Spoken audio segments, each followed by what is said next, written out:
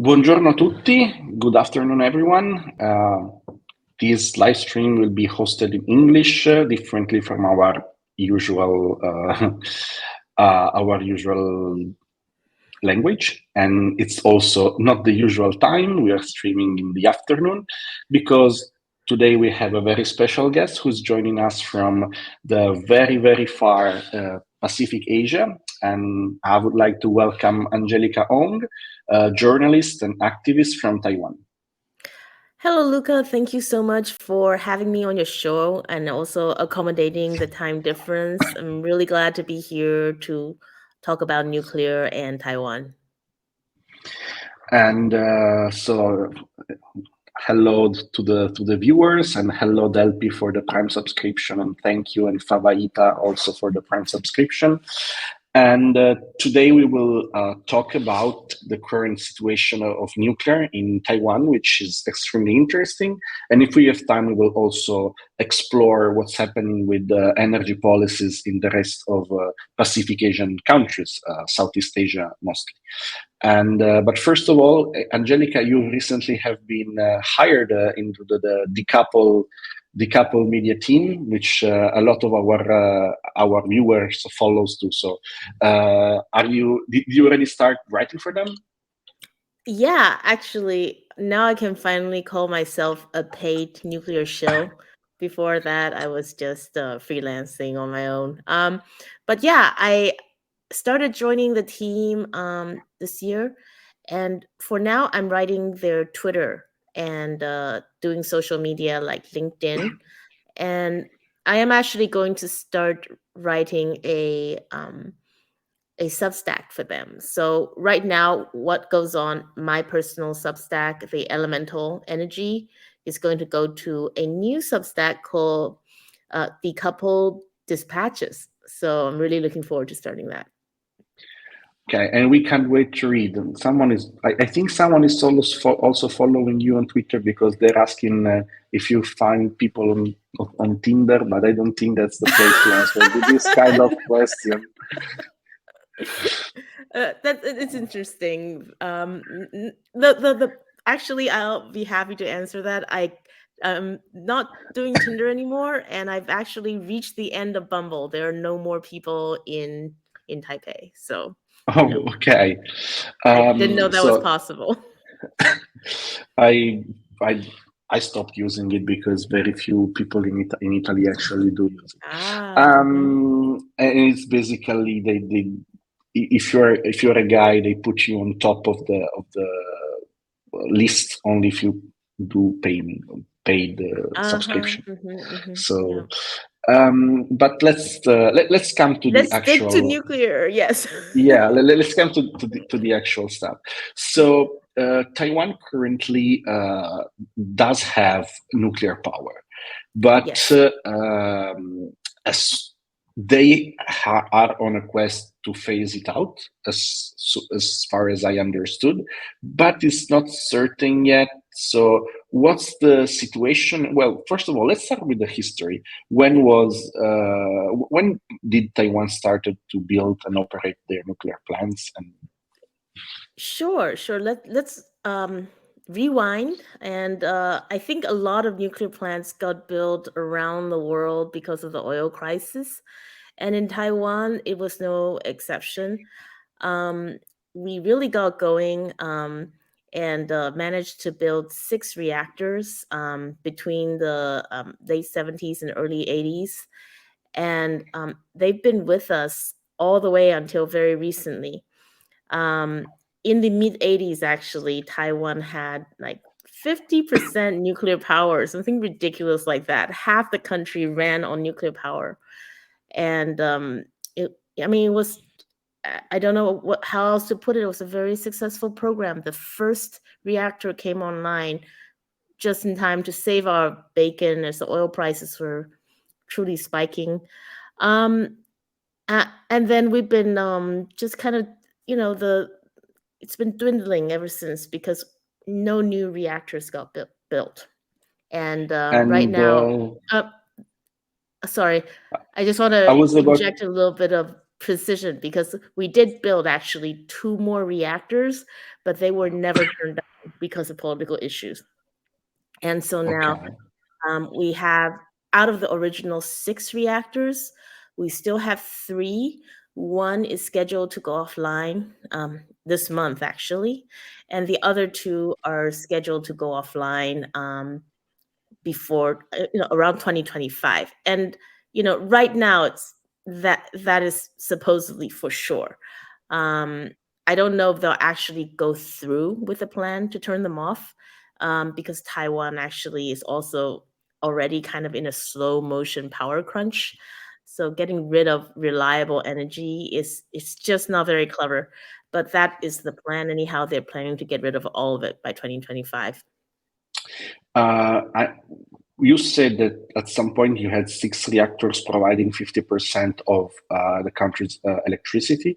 Right now, the three that are still in operation, how much they account for? Because I assume that your Mhm. energy consumption also increased as it did for most Yeah, countries yeah. of the Of world. course, our energy consumption increased a lot, and the reactors became less significant.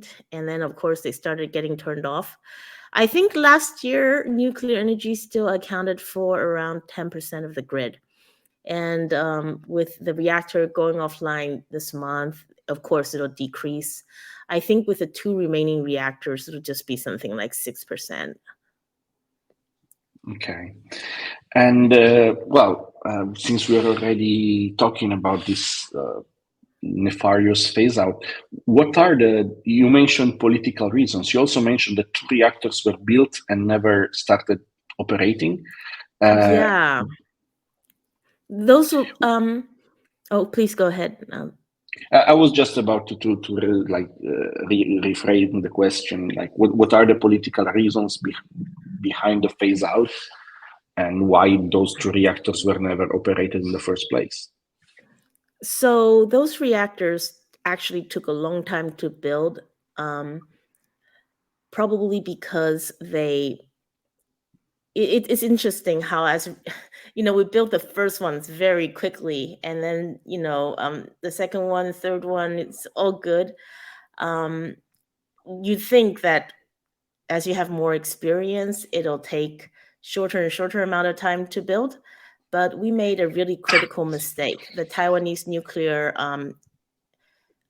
made a really critical mistake of trying to do too much. They tried to localize the project management, and so they weren't really in a good position to do that. So the Lomer nuclear power plant, which is a ABWR, it just kind of construction just kind of lagged, and it took years and years to build.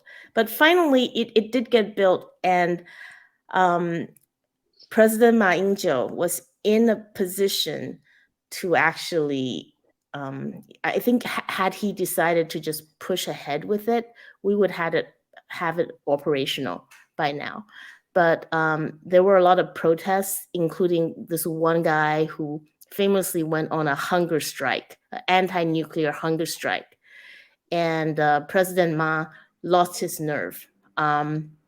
He decided to mothball the plant for later. He was like, well, we can decide for later, because he had an election coming up, and he thought if he can just stash this hot potato, this nuclear plant that's a political hot potato, if he could just stash it somewhere, he can get through the election and then come back and then open it. But of course, it didn't happen like that. Instead, his party suffered a brutal defeat in that election. And then after that, he was replaced by, our current president, President Tsai, who I think is wonderful in many, many ways. But she ran on an anti-nuclear platform, and she made sure that the fourth nuclear power plant would stay mothballed. And so when was this plant built? Which years, which period are we talking, and when was it mothballed? I want to get the date right, so I'm looking up the fourth nuclear power plant. It's construction started. It really was a very, very long construction period. When did construction start? It Okay, it was proposed all the way back in 1978, and construction began in 1999. Um, so it was and the part with the hunger strike and the deferment, that was in the um that was in the 2000s, like the 20 like the I think it first started freezing. Oh, when did sorry, I am looking through Wikipedia. I don't have the dates right in front of us, but it was like in the mid 2010s. Yeah. Okay, so after Fukushima anyway. Yeah. Hmm. Okay, because I'm assuming Fukushima caused a lot of stress, and a lot of people started opposing nuclear, always often with extreme means. In Italy, after Fukushima, we had the head of a major nuclear industry, because in Italy we still have industries building components for nuclear plants, which they sell abroad. The head of a major nuclear industry was shot by anti-nuclear activists. It was not killed; he was shot at the legs. That's Um, insane. and Wow. that happened like the year after Fukushima in There 2012, were and Okay, that's got it. because was the and that was because of the post Fukushima hysteria. So I'm not surprised if it happened after Fukushima, um, that like someone went on an hunger strike or such Yeah. extremes. So But of course, people did have very strong feelings, but I also feel like it was a lack of leadership on the part of President Ma. And sometimes with critical infrastructure like that, um, it it kills me, because if that nuclear power plant had been turned on, that it's a huge one. So it's like it would take care of maybe 10% of our power output between the two units. So if one expedient political decision destroyed so much hard work, destroyed so much value that could have saved so much carbon, provided so much cheap power. Um, it's just really devastating. The only thing that I can take comfort from is the fact that they're still there, and they're capable of being turned on in the future if cooler heads prevail, and they can be online and delivering power um, fairly quickly. There's a bit of work to do, but in a few years. okay, and well, what's the current political status of nuclear in Taiwan? I mean, you say that the current government is Mhm. anti-nuclear, and but what are what does the people think? What do the people think? Yeah. Is nuclear popular or? So it's really unfortunate, because before um, before Taiwan used to be a dictatorship under Chiang Kai-shek.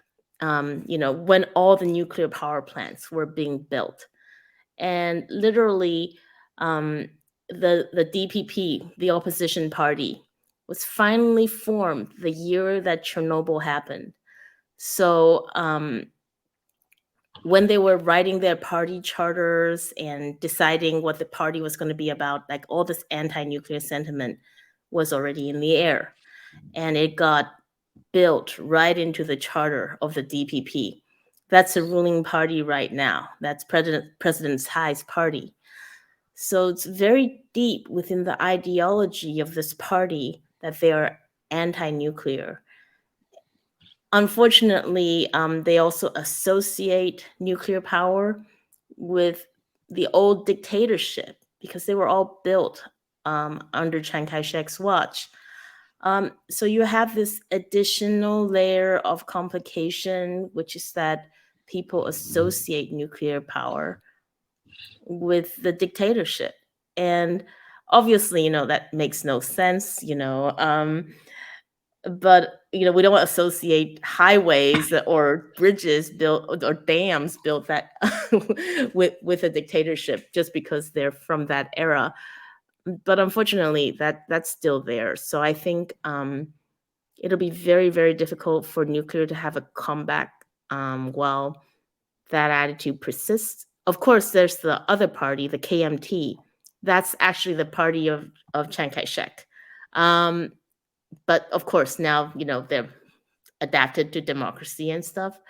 And the problem with the KMT is that they're such, in a bit of an ironic move, they're actually more of a China-friendly party compared to the DPP.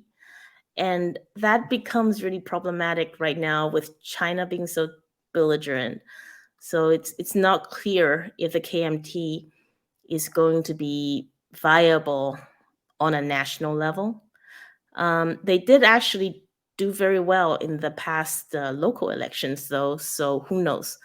But it's very difficult because even with the KMT, the supposed more pro-nuclear party, they don't necessarily want to touch nuclear as an issue because it gets so controversial. I think people here are still quite anti-nuclear in the main. There is definitely a big pro-nuclear contingent as well. But in general, people tend to still fall into the category of very easily scaremongered about radiation and all that sort of thing. Are there polls about the current nuclear popularity? That's a good question. Actually, okay, let me backtrack a little bit. A few years ago, there was a nuclear referendum, pro-nuclear referendum that was passed. And so, it does ebb and flow. And at one point, nuclear, there was a pro-nuclear referendum that was passed, but then the DPP just chose not to do anything about it. But that was quite famous, and that was yeah. Mm-hmm. It kind of makes me laugh because in Italy we had two major referendums in nuclear power. One was in '87 and was called because of Chernobyl, and one was in 2011 and it was called, well, not because of Fukushima, because it was called before, but the result was heavily influenced by Fukushima. And the thing it's really bad timing on your referendums. Well, the second one, the first one was because of Chernobyl. Okay. Chernobyl accident happened, and then parties you had the of referendum. Okay. parties of the opposition wanted to make a referendum on nuclear. By the way, the '87 referendums was not really about nuclear. It was some technicalities. It was about subsidies to the cities that hosted the plants and about our national electric operator, which was operating nuclear plants in other countries too, in Europe, and whether that should be allowed or not. It was stuff like that. It was nothing about should we have nuclear or not. The thing is, because of those referendums in the '87, the Italian nuclear program was shut down, and people still appeal to that referendum to keep it shut down. They say we can't have nuclear because the people voted against it, and now you're telling me that your people voted for it and the government just chose to ignore it. So it seems like certain countries, I mean, when it comes to referendums, they are decisive or not decisive depending on what the outcome is. It seems. Yeah. Okay. The Taiwanese referendum happened in 2016, and they voted to keep nuclear in the mix. And it did actually have this effect in that it overturned the no nuclear homeland policy, which would have made Taiwan, like nuclear energy, illegal in Taiwan after 2025. But the problem is, even though this overturned the law, so nuclear energy would be technically legal in Taiwan, all our nuclear power plants are their license will end, and also the fuel pools are full of fuel. So they can't continue. So even if they're legal, they can't get their life extensions or whatever. And that is a sticky political issue because Taiwan has used nuclear power for 40 years, just about 40 years now. And we don't have intermediate storage. We don't have dry storage. All every single bundle of fuel that was ever used in Taiwan is still sitting in wet storage right now. It's kind of a crazy situation. Why haven't built dry storage? Is there a reason? Because the local politicians, no local municipality in Taiwan will issue a license for dry storage. And so remember when I was talking to you before about how the KMT is supposedly the more pro-nuclear party, but still the mayor of New Taipei City, who is KMT, is blocking the license for a dry storage facility in New Taipei City. They're just like, we don't want nuclear waste in our backyard, even if the nuclear power plant is there, whatever. They refuse to grant the license for the dry storage, which means that the fuel rods just remain in wet storage, and that's not safer. That's more dangerous. So it's really, really irrational. Yeah, it's absolutely rational. I'm looking right now at electricity map, and I'm looking at Taiwan's electricity mix right now, and I'm seeing that, well, in the last year, almost 50% of your electricity comes from natural gas. Yes, Was because we have a lot Taiwan of gas. heavily affected by the price crisis? We were impacted heavily. We did have a lot of long contracts, which are tied to oil prices. They have those 20-year contracts, but they're always being renegotiated and rolled over. New ones are always being negotiated. And of course, that is at a sharply, sharply higher price. And so Taiwan ended up like, so we have a state-run utility company called Taipower that is basically a monopoly company producing all the power. And Taipower just started making absolutely massive losses because gas went up so much. But because the government has a policy of keeping energy prices cheap, our electricity prices actually stay the same. So this is so problematic because Taipower can't continue to absorb those losses forever. So eventually the taxpayers are going to have to pay for those high fuel costs.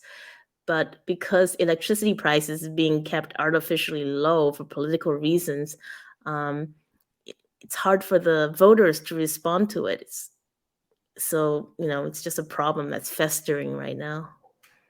I see. Well, something similar happened in the UK as well. Where I think in the UK, the electricity market is privatized, and there are like dozens of electric retailers, and I think 40% of them bankrupted in the last 2 years, last year and a half. So it's actually an issue. Well, it's an issue also in other countries. In Italy, we just, the price increase was just discharged on the final consumers, and we had like 300% raise in the electric bills. That's not good either. It's just one of those things where there's no good answers. But at the same time, what's happening in Taiwan effectively is that fossil fuels are being subsidized. If your electricity prices are being kept artificially low while fuel prices go up, what you're doing is you're subsidizing the use of fossil fuels. Um, and it really makes nonsense of the fact that the president rolled out like this whole like net zero by 2050 initiative. And if you look at the roadmap, it's just like, how do we get from here to there if we're still subsidizing electricity? Well, Just you doesn't have make to, any right? sense. You have to, because if you don't subsidize fossil fuel generated electricity, then eventually the poor people will pay for your energy transition. In Italy, we are facing the same dilemma. Yeah, yeah. I actually I disagree slightly. I don't.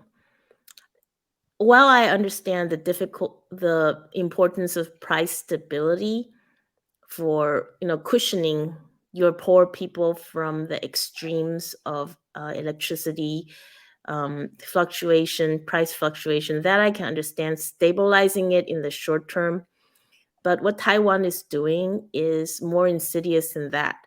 It's not just like cushioning the blow, it's like they're chronically subsidizing it. Even before the prices went up, um, our electricity was suspiciously cheap. Now it's just gotten absolutely ridiculous. It's not being reflected in the price, and it results in wasteful practices because when something is priced cheap, people just use more of it. So you have a lot of like ridiculous situations like poor insulation, or if you're walking down the street, you get like a huge blast of air conditioning just leaking out from the stores because they have no real incentive. It's too cheap. Um, yeah. These subsidies, where do these subsidies come from? I guess they come from taxpayers' money.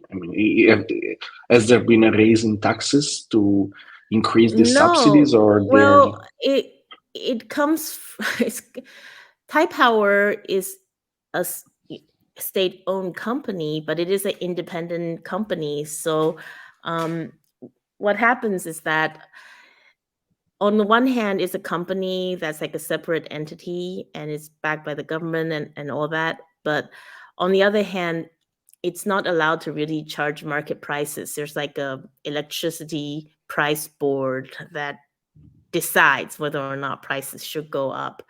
So it's kind of it's kind of a muddle because um, it's not like power is privatized in Taiwan. We're going in that direction. We're going in that direction. Power is going to be broken up, and one day it's going to be privatized, and we'll have competitive power companies, like more like what you have in the UK or in Europe.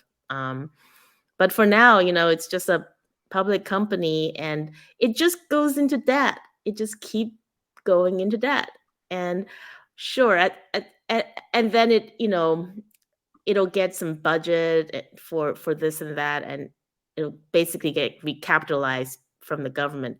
We didn't have to raise more taxes for that, but Taiwan is kind of weird. We actually um, are pretty healthy in terms of our tax income.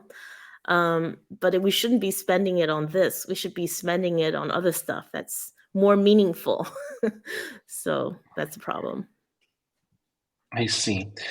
And I don't know if people from the audience have any questions about Taiwan situation. Otherwise, we can switch to the next topic, which is, well, the rest of Asia Pacific. I'm not going to ask you about China because, well, I know your countries are enemies, and also China energy Well, policies about nuclear are mostly good. yeah, no, I have to say, even though China is being very adversarial right now, I'm still here, like keeping a close eye on the Chinese nuclear program, and I'm absolutely for it. I mean, I'm absolutely cheering it on because we're, there's basically no saving climate change if China isn't on board.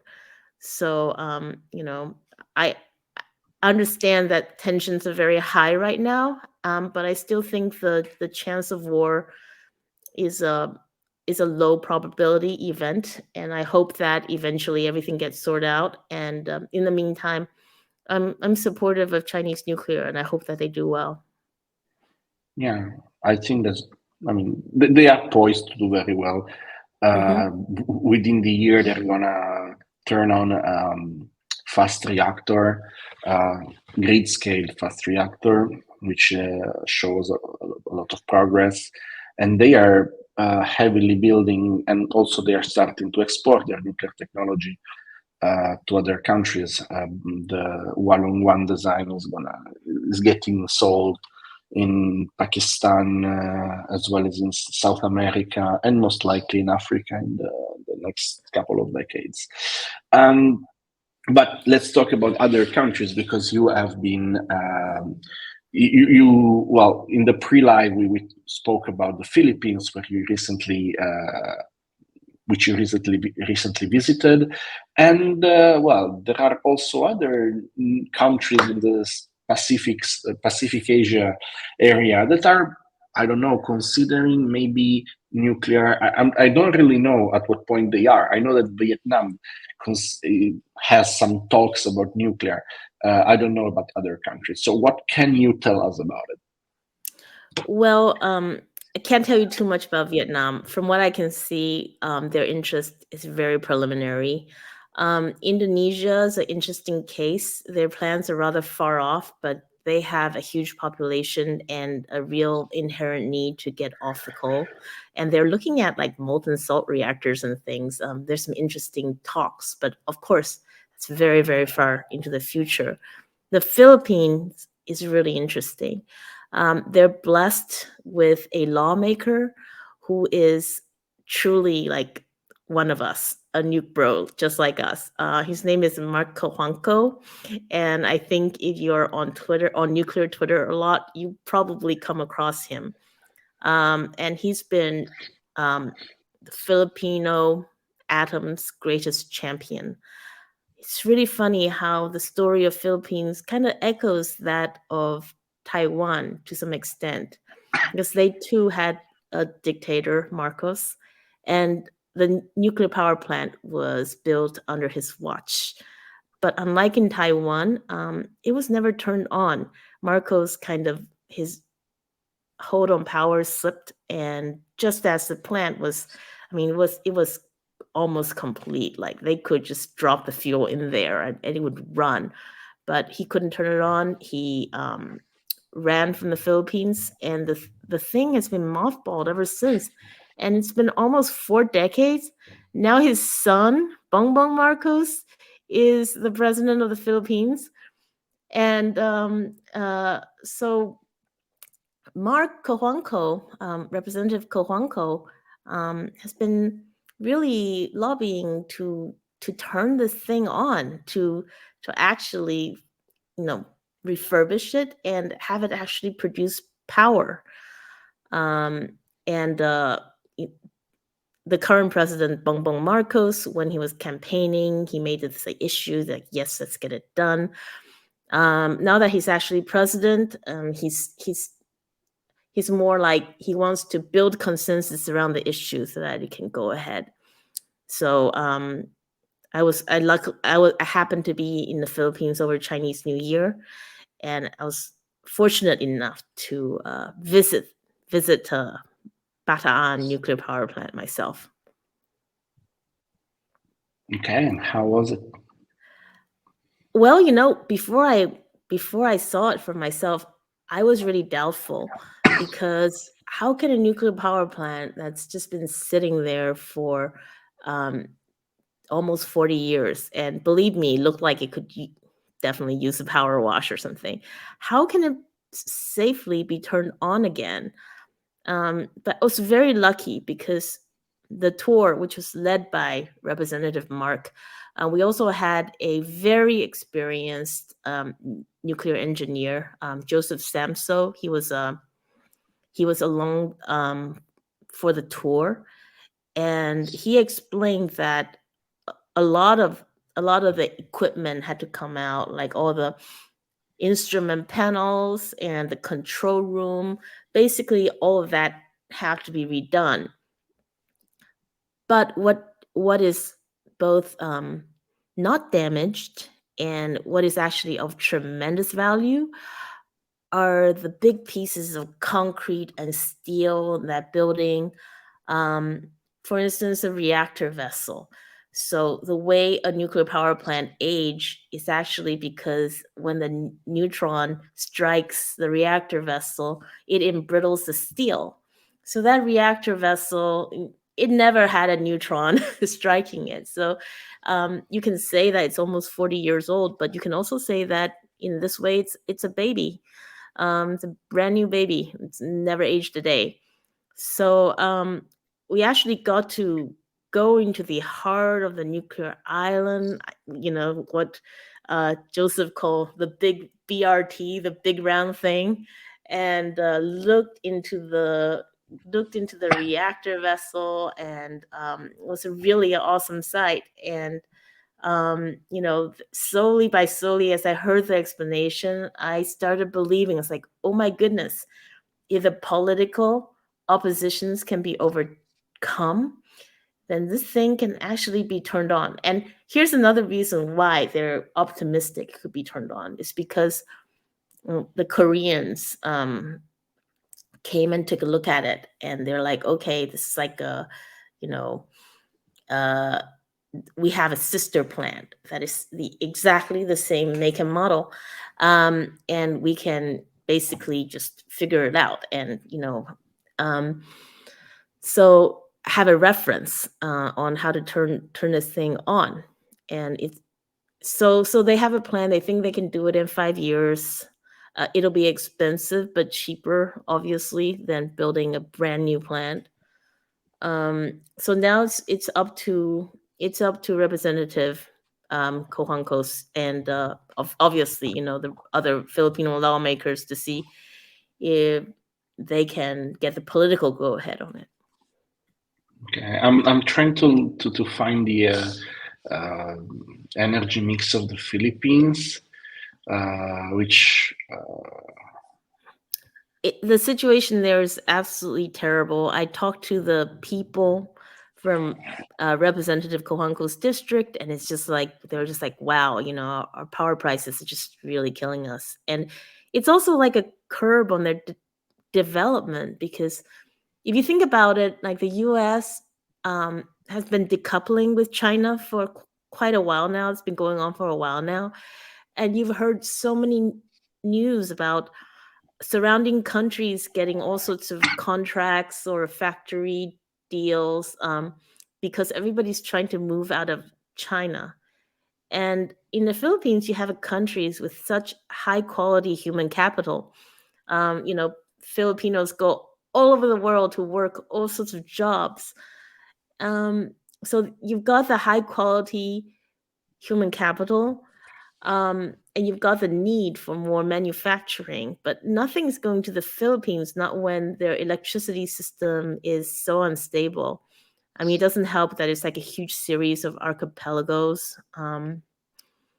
Yeah, so it's a difficult situation. Electricity there is very expensive. I'm checking the situation, the energy mix, and it's currently 88% fossil fuels. And the crazy thing is that the Philippines runs on oil, like not gas, not coal. They use oil for electricity, which is something that the Western world abandoned like decades ago. And Wow. in recent years, the Philippines increased the use of coal for electricity to replace oil, which from an environmental perspective doesn't change a lot because basically they pollute the same, but coal is cheaper. But it's really crazy to see countries still using oil for electricity. It's really, really crazy. And they Yeah, have well, like 11-12% renewables, mostly solar power, of course. I believe it's mostly geothermal. They have quite a lot of geothermal. Which side are you on? Is this low carbon Uh, power? no, I'm awarding data. Okay. Anyhow, I when I was there, I talked to Dr. Arciela, and who's a geologist, and he was telling me about how the Philippines have a very high percentage of geothermal energy. Um, but I don't know. But Maybe I'm wrong. is it used for electricity? That's the Yeah, yeah. question. Okay, because then it might be. I always assumed solar power because when I was in the Philippines, I saw some solar farms, but I actually don't have the number right now because our working data only says renewables, doesn't break Okay, so actually, I that is. can. In that case, I'm fairly confident. Yeah, the Philippines actually have a lot of geothermal, and they've done very well with it. But I think it's topped out at however many percent it is. Yeah, Geothermal energy just it's one of those things. It has a lot of promise, but you know it's very site specific. yeah, it's definitely. Yeah, I'm checking right now. You're right. It's actually 10% geothermal and some like 7% hydro. And then you have bioenergy, solar. Solar actually accounts for 1.3%, 1.4%. Yeah. And wind is point something like 0.11%, like nothing. And Yeah, yeah. And well, this is interesting. It's also interesting to know that like the son of the previous dictator is now the president of the Philippines. But well, I mean, the previous president was quite bad in every possible way. So whatever, it's better than Duterte.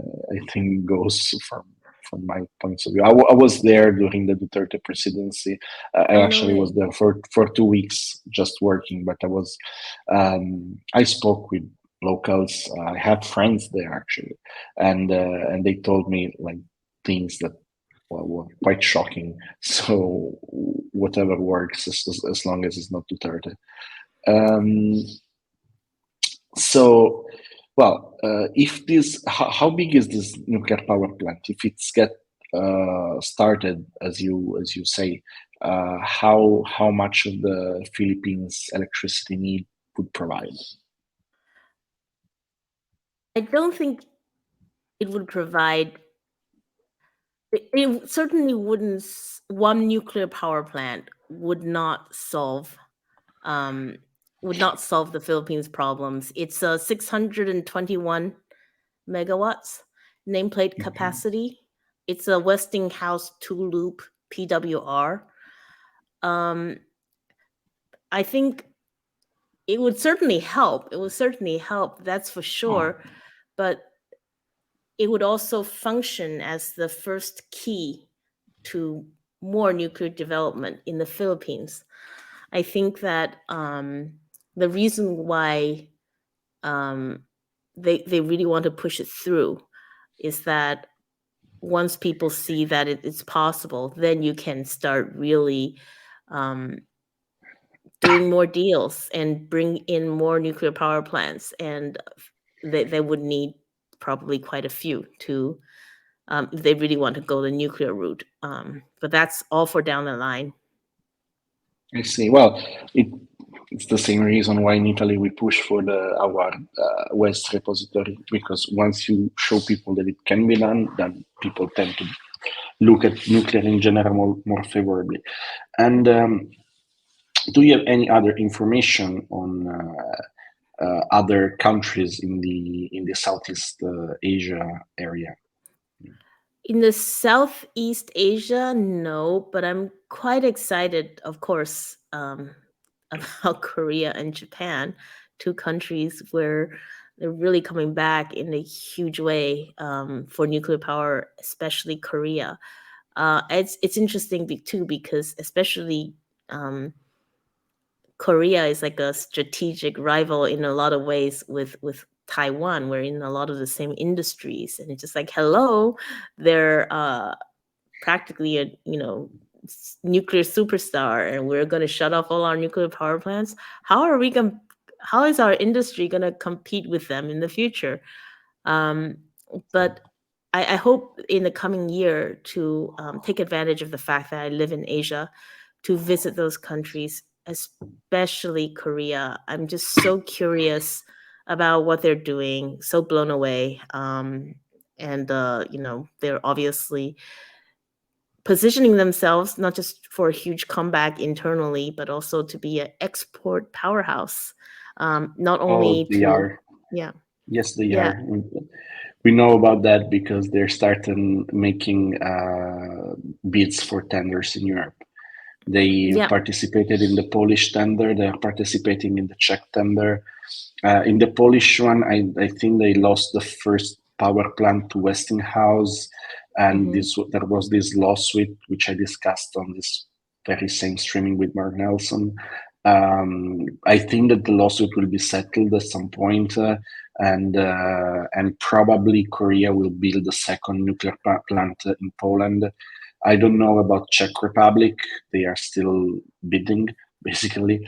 And now the Koreans submitted an application to build reactors in Turkey, and this is extremely interesting because the first Turkish power plant will be online in this year or the next one, but it has been built by Russians, and Hmm. because Turkey is a NATO member, I don't think they will want the next one to be built by Russians too.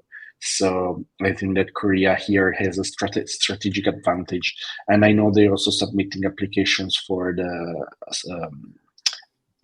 Saudi Arabia nuclear power plant. So yeah, there is a lot going on with Korea. They are basically investing a lot in the European market, and which is prompting an answer from the Europeans as well, which is very good. I mean, France doesn't want a new competitor on the scene. The Americans are trying to strengthen their position. So I think that a good competition is nurturing, and I hope to see like both the European, Korean, and U.S. nuclear industry starting to rush in the competition and grow all the three of them because the world need more reactors, and also the world need those reactors to not be exclusively supplied by Russia and China. Yeah, there's plenty of room for literally everybody. I believe that if we can get public sentiment aligned to nuclear correctly, each one of those nuclear suppliers will have they should be like maxing out their pipeline and literally be like, no, this is all we can do. Um, the fact that the fact that we're not maxing out our nuclear build capacity would is crazy, would be crazy. It's really crazy we take climate change seriously at all. But I guess that's another topic for another day. Well, I mean, my audience is is definitely pro-nuclear, and the the fact that the nuclear is key to address climate change is something that you can take for granted when you are on my channel. Um, uh, Someone is asking, would Taiwan be willing to buy Chinese reactors? Well, t- it's two parts of that question. First of all, Taiwan is in the process of phasing out all our nuclear, so we won't be buying any. On the current trajectory, we're not going to be buying any reactors from anybody. But as a matter of fact, it's interesting because Taiwan does buy a lot of things from China, but we won't buy things like um, wind turbines. We don't buy it from them, and so we don't really buy. We try not to buy like the sort of strategic energy things from China.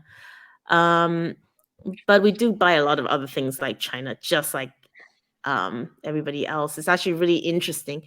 Even as the cross-strait tensions keep ratcheting up, the amount of cross-strait trade is actually also like super, super high. So yeah, I don't think that that's an issue right now. I'm looking at your energy profile.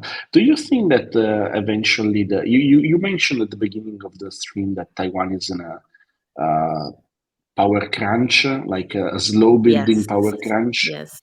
Do you think that eventually this power crunch will build up and change something in the people's opinions or in the government policies about nuclear? Because in Italy, I mean, it didn't cause a major shift in policies, but it did cause a major shift in public opinion.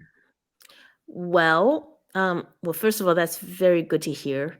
Second of all, the reason why I say Taiwan is already in a slow motion power crunch is industrial users are getting calls to moderate their production based on lack of supply. So when you're a factory owner, you don't want to get that phone call saying, "Can you please uh, don't do anything while we're during the power peak today." They don't want to get that phone call. It's very, very expensive to shut off those industrial processes and start them up again. So I think Taiwan, even though we're not having rolling blackouts every day, we are already in a state of lack of power to make sure all our industry does well. I think this problem is only going to get worse as we start shutting off our nuclear power plants. That's basically removing slowly by slowly 10% of supply from our grid, and the renewable is not coming up quickly enough to cover it. So I think Taiwan will enter into a period of extreme power fragility that might turn into really terrible situation of either escalating prices or fragility in supply. Basically, I think if you get to the point where you have an unacceptable number of rolling blackouts, then anything goes. All the political calculations, you can just throw them out of the window because people will want stable power. And I think that would lead to a major reevaluation of nuclear power. But that's down the line. So What do you mean? yeah.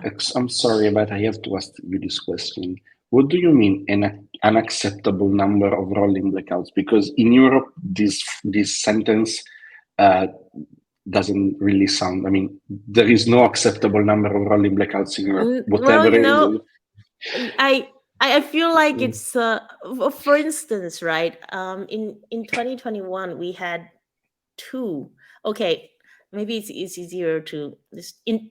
I've been a reporter in Taiwan since 2020 because I came back for COVID. So in the whole time I've been here, there's been 3 island-wide rolling blackout events, and to me it seems like a lot. And every time they'll come up with some reason, it's like, we found the problem. It was Bob. Bob pressed the wrong button. He pressed the button he wasn't supposed to press. So we're not in a power crunch. It was Bob. Um, but I think the idea that you can have human error trigger a blackout that affects your whole country for hours, that's not really acceptable to me. That's like your system is fragile. You don't have enough reserve capacity um, Yes. to handle such an event.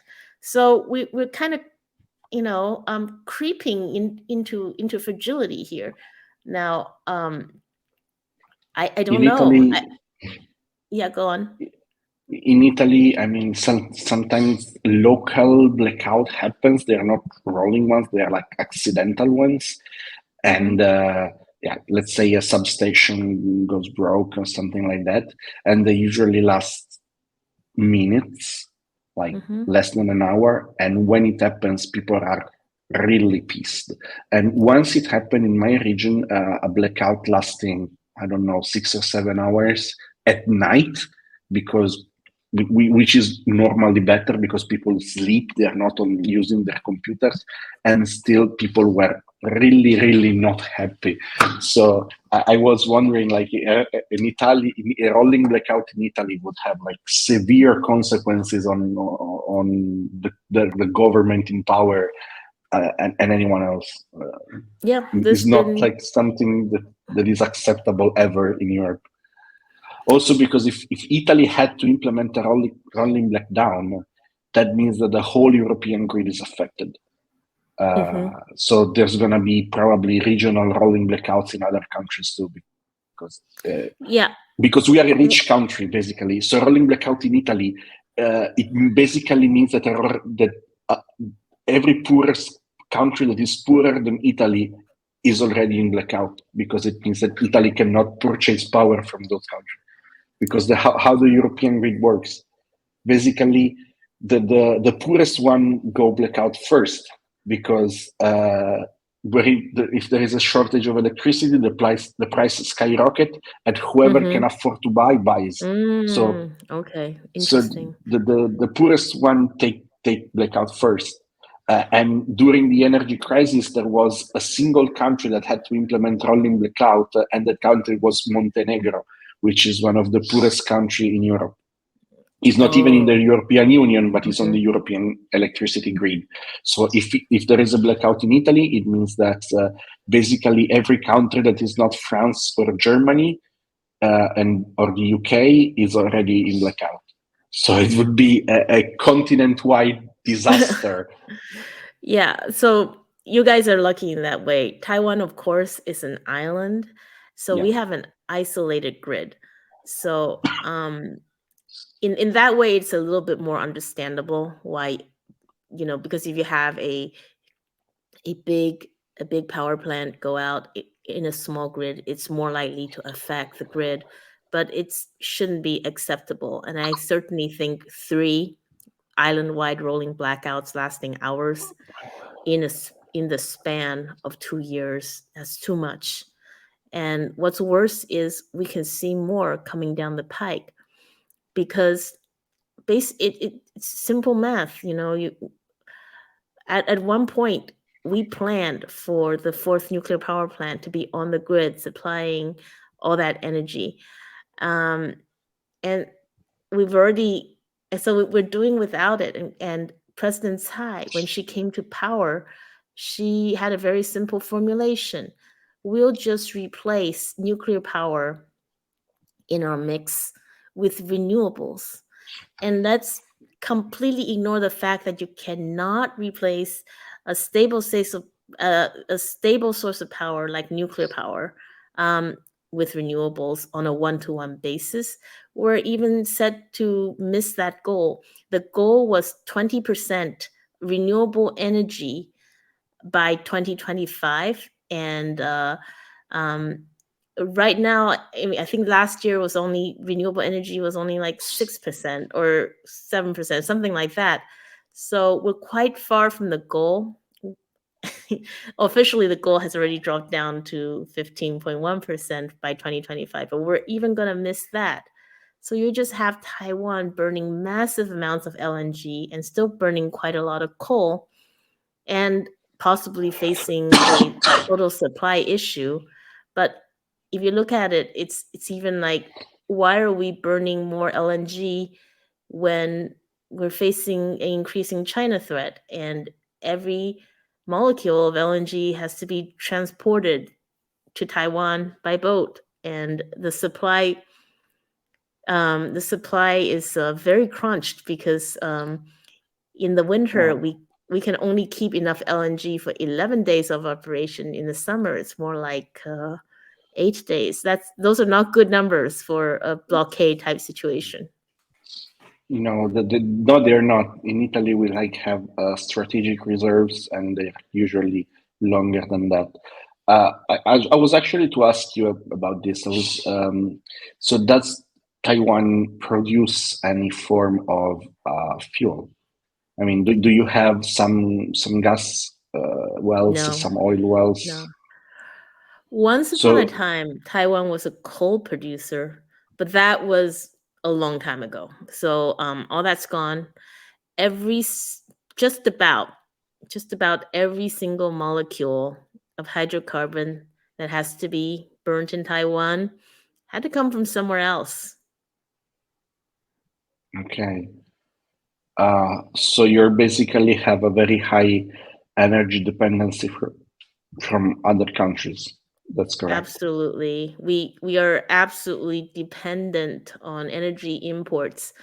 Um and yet we still have one of the cheapest electricity prices in the world. It just doesn't make sense. Um yeah, we're dependent for gas. We buy it from Australia, we buy it from Qatar. We used to buy it from Russia. I don't think we buy it anymore. Um and then of course coal also a lot from Australia, different places. Yeah. Well, there is next year's. I think that the price of LNG will slightly increase because Qatar and other countries will be selling more to Europe. Europe has to switch its Yeah, supplier from Russia to other countries in the very short time span. So we're Germany, the we're Netherlands. we're totally going to feel the effects of that as an economy. Um, and the government can only shield us from that for so long. Prices will have to come up, and or else, the state will have to take Thai power will have to go into more debt. It it's really a disappointment because I'm actually quite a fan of my President Tsai. I think she's created a lot of diplomatic advantages for Taiwan. I believe she's really done a good job in that way. But her energy policy is not serious. It's an utter disaster.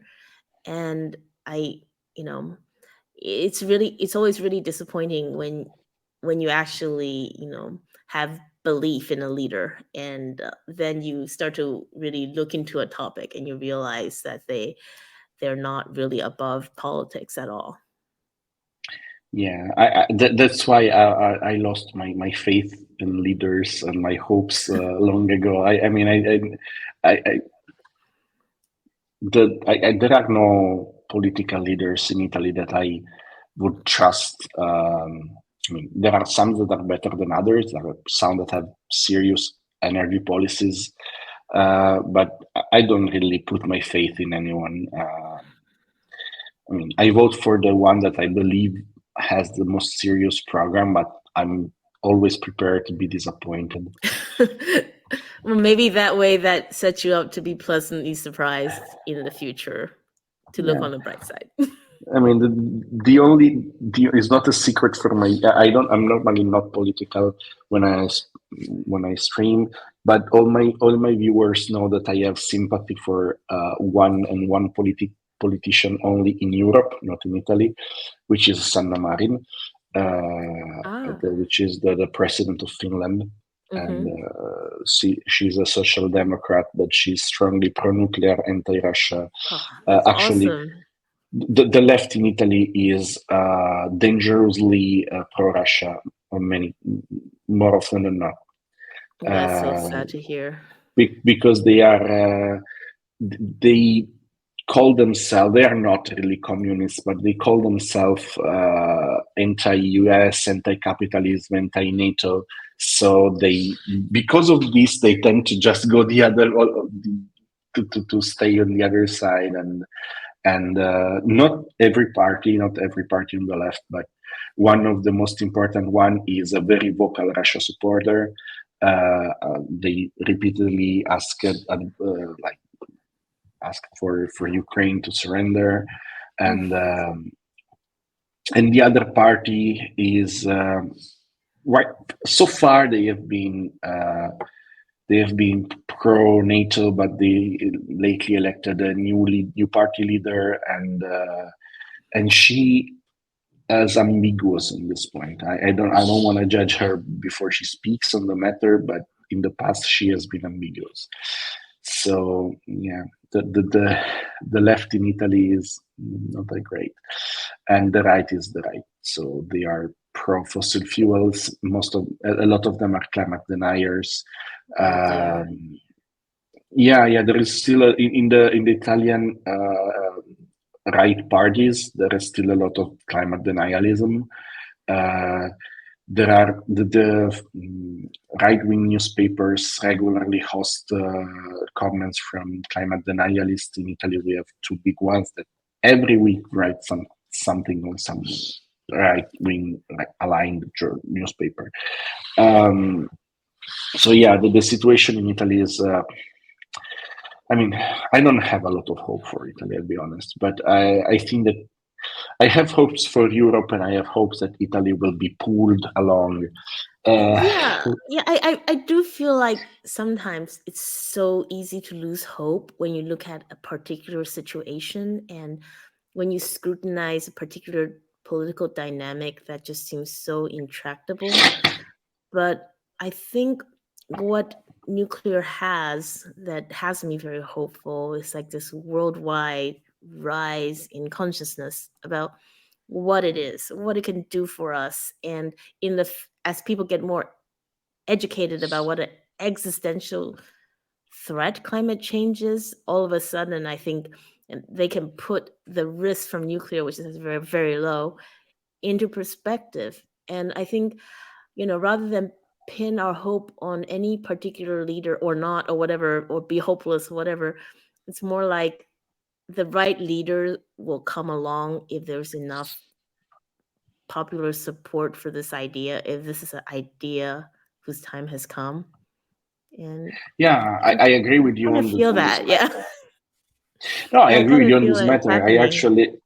I actually believe that democracy is a demand supply thing. So whenever there is demand for a good, which is pro-nuclear politicians, eventually the market, the political market, will produce that good.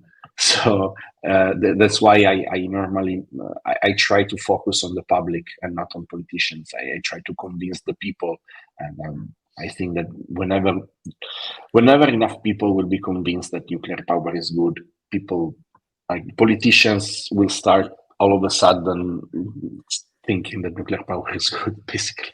Look at Gavin Newsom from California, right? And the U-turn he did over Diablo Canyon. He saved that plant, and he didn't save it because, he truly, it wasn't because, oh my goodness, he's been pro-nuclear all along. No, it's No, he because was anti, it's has been anti for most of his life. but you know what? When faced with, blackout concerns, and also because there's enough political cover for it, he actually saved that plant in a pretty dramatic way. So, Yeah, politician not only can we elect more pro-nuclear politicians. If there's enough public support, even anti-nuclear politicians will turn into pro-nuclear politicians. and that's especially true for Italy, where politicians tend to follow uh, public sentiment a lot. In Italy, politicians literally check Twitter before making a comments on something. They let's see what people think, and let's try to say what people already think, so they will vote for me. It's not like they are proposing a view. Uh, that's how politics works in Italy, and we Hey, actually have.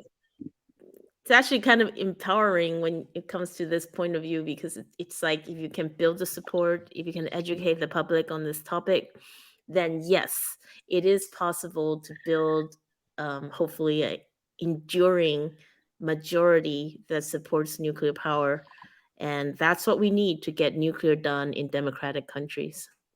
Yeah, I believe you're right in this, and yeah, that's, thank you for for the, how do you say, encouragement.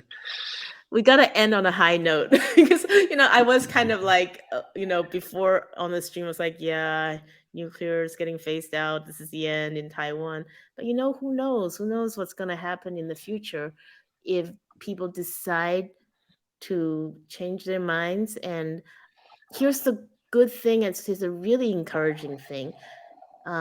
When people become pro nuclear, first of all, the more people learn about nuclear energy, the more likely they are to support it. And then once That's they become pro nuclear, they don't tend to go back. I can't think of anybody who's like, well, I used to be really that's pro nuclear. And then, I mean, probably that yeah, happened, that's after true. Fukushima or whatever. But recently, it's like everybody I know is like, people might be really resistant to getting on the pro nuclear train, but once they buy in, they tend to go all in. Like me, I used to be anti-nuclear. I used to be anti-nuclear before I became a energy reporter in Taiwan, basically. And then I was kind of reluctant about it. Was kind of like, it seems suspicious, it seems scary. Um, but once I realized how cool it is, and these inherent properties of stability, and very small footprint in material and land use, I was all in. So Yeah. Yeah, that's very true. I mean, people that once people get on board with nuclear, is quite rare that they change back to anti, while the opposite is not true. So this is an advantage that we have. And also, I mean, if we want to end on a high note, I do believe that the upcoming years will ring a wake up bell for a lot of people, because we have some climate goals in 2030 as Europe, and most of those will yes. be missed. There is actually, um, we ran the math some days ago, and in order to reach their climate goals for 2030, Germany should install 43 football fields of solar panels per day, Oh starting my now and goodness. ending in 2030. And on top of that, they should install 31 wind turbines per week, each one as big as the Eiffel Tower, and 31 per week. And Mm-hmm. and they would need to double their grid, because of to build more connections. So the German grid, to double the German grid, means to build 1.8 million kilometers of cables, which is 5 times the distance between the Earth and the Moon. And you want to do all of this within 8 years, there is actually zero chance you'll make it. Like, this is not even, it's a Yeah. joke. So most climate goals of the 2030 will be missed. And at that point, I'm expecting a lot of people to wake up to the fact that those renewable goals are just unfeasible. You need something else. Yeah, you think about it. The only country that successfully decarbonized, it's like, well, sizable one. Let's say, look at France. They decarbonized just about accidentally. And it's because they Yeah, were trying to make themselves energy secure, right? And they built nuclear power plants. yeah, and which is also why France is doubling down on nuclear big time now. Like they Yes. were like, They were wishy-washy. yeah, Yeah. let's not phase it out, but let's not invest more on it. Now with this energy crunch that Europe experienced, France is going big on nuclear. Like, it's today's news that the France energy minister said, yeah, I know that we said 6 nuclear reactors by 2035, but we actually looking into 14. Uh, Whoa, I didn't hear that. That's awesome. yeah, Yeah. I actually had kinda an insight that this would come, because there was a big acquisition made from the France and nuclear group. They made a big acquisition of a plant that makes turbines, Uh-huh. not wind turbines, like steam turbines, Steam and turbines. they need to justify the acquisition with a number of projects. So there is a non-zero chance that France will actually start working on 14 nuclear power reactors, 6 of which to be operational before 2035, and 8 more to become operational in the next 5 years. So, and they are building an alliance of nuclear countries in Europe to streamline the regulatory processes and have industrial cooperation and more. And so, yeah, I think that right now France is investing heavily in having people's opinion change throughout Europe as well. So Yeah, I see yeah, a positive future for Europe. Italy for will be sure. eventually be the last one of the train, but we will Well, be on the board. yeah, there's that. We heard announcement about that 11 nation nuclear alliance, right? Oh, this Yeah, is they're really actually exciting. 12. They're 12. actually 12. They work 11 because Sweden didn't sign the document, but they Mm-hmm. didn't sign the document because they have the presidency of the European Council right now, Oh, mm-hmm. which rotates between every country, and they felt like we should not sign this document Okay, while we got have it. the presidency Uh-huh. because we should be neutral. But the day after their term is over, they're gonna sign it because the new Swedish government is strongly pro-nuclear, and they already Yes, in talk.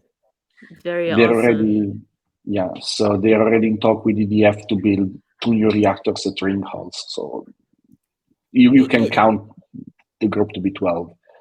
it's so obviously the war in Ukraine is such a terrible thing, but I'm really inspired by the way that Europe has shown like a new sense of solidarity and ability to make difficult decisions and stick together and do big things when this threat appeared. I think none of us could take that for granted when the war first broke out, and I see this as this new seriousness on nuclear as an extension of Europe kind of really coming together to meet the moment. There is still, like, Europe is still divided on the matter. Like, there is Germany and Oh Austria and yeah, Luxembourg, which Germany, are, yeah, yeah, that those guys, unfortunately, yeah, it's and such a then there shame is to. And then there is Yeah. Italy. Italy does what Italy every does every time. Italy is doing what they do every time. So basically, we are siding with Germany, and then when it is clear that it's Oh, the wrong choice, we will change side. It's like basically Italy uh, it's too bad. 101. I was just reading about the German line of nuclear power plants, like the convoy reactors, and how cool they were, and they're so efficient, and they were building them in like 8 years, and Yeah, um, they used to such be, but great plants. Yeah, and for them to have such a great industry and to destroy it themselves, it's really really yeah, well, right now sad. it's destroyed basically because divested, and Siemens, which used to be to build the convoy, does not have any nuclear expertise anymore, and is actually showing. Uh, so It's yeah, but it's always so much easier to destroy expertise and all that than to build it up again. But good for France for taking leadership, and the other countries you mentioned, the Poland's, the Czech. I mean, I think that there's a lot to be hopeful for, despite the fact that the Germans and the Austrians are determined not to play along. Mm. yeah, I agree. And I think that on this note, we can like end this stream. We had like 100 spectators, but I'm expecting to have more on YouTube because of the time of the day. I usually run 200 viewers for these streams, but as I said, this is not the normal time. And I would like to renew my gratitude to you for having been our guest, and for like explaining us the situation in Taiwan, which I myself was not aware of. So thank you, Angelica, and well, you're very welcome to come back here whenever you feel like you want to share things with the Italian audience. Well, thank you very much, Luca. I have to say, I learned so much being on the stream, and it's really great. And hopefully, um, it'll give me some more story ideas to share with our decouple audience. So glad to be on the stream, and I can't wait to be back. Thank you, and well, to all our readers, buon pomeriggio. Io sono tra un'oretta sul canale di Ivan Greco e ci vediamo lì, e se no ci vediamo la settimana prossima con Andrea Giuricin per parlare di trasporti. Goodbye everyone, and